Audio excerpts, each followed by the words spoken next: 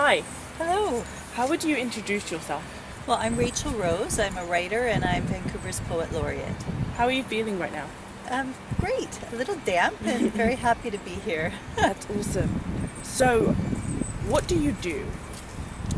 I write. I write nonfiction. I write poetry. I do a lot of projects in the city around community and food and sustenance. So that's been my focus as Poet Laureate.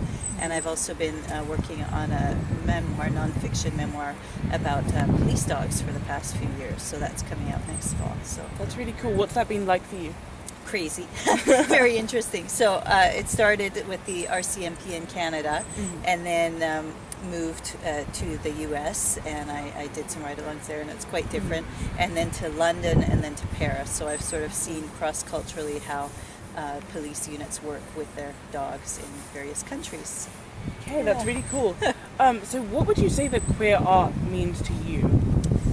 Well, I guess queer art is important to me for a couple of reasons. First, because we're part of the human tapestry, and no portrait of humanity can be complete without queer art and queer artists. So that's just kind of a basic thing. But also because queer people are oppressed in every country, really, to more or less extent.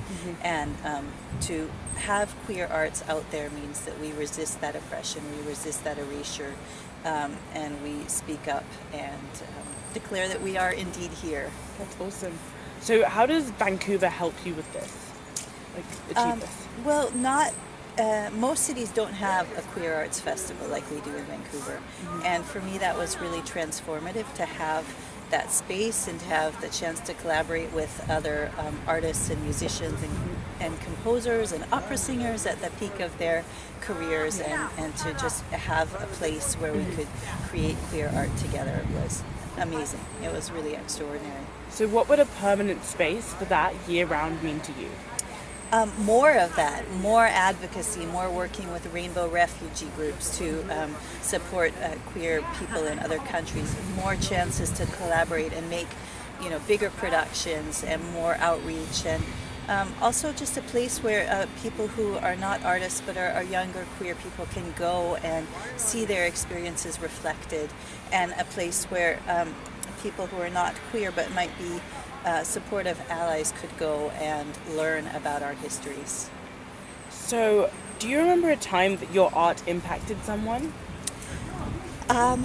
One time that comes to mind was after the premiere of our opera, which was Canada's first lesbian opera.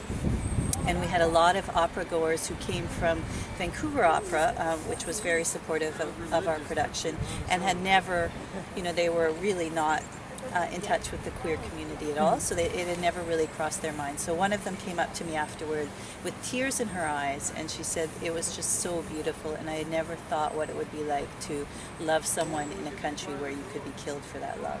And to me that was art engendering empathy in someone else who, she wasn't hostile, but it was just not on her radar what that oppression would have been like. So. Would you say that this is why you write and this is why you do things? Yes, that's certainly one, maybe the main motivation for me. So it's interesting with queer arts in terms of identity politics. So for me, being a queer artist is really a very basic part of myself. No more, no less important than being a female or being left-handed. So it's just who I am. But the reasons to speak out are really because of that oppression and because of that erasure. And I think for me personally, identity politics are only useful insofar as we move beyond the boundaries of our own identity through empathy and through art. I mean, we saw recently there was a KKK march again in the US, and those people have very clear identity politics, they have very clear ideologies and belief systems, and they want to stay within their own identities. So for me it's always within, but reaching out and connecting with others who are very different through empathy. So speaking of identities, I would say that being a poet is part of yours. So what was the first poem you wrote, and how has it impacted your poetry now? Well, I'm very glad that I don't have it with me. I wrote my first book of poetry when I was 10, and it's stapled together. I still have a copy, and it's called Laughter. And I drew the cover, and my father helped me put it together. And it's awful. It's dreadful poetry, but it's interesting to look at it now because some of the themes that I touched then are still themes that are important to me. Do you elaborate on the themes? I'm sorry. Who I am in the world, the natural world, truth and honesty, and connecting with other people. So those are all some of the things that I touched on with my 10-year-old attempt at understanding the world through poetry. Yeah. So how have you benefited from having the QAF in your life? Tremendously.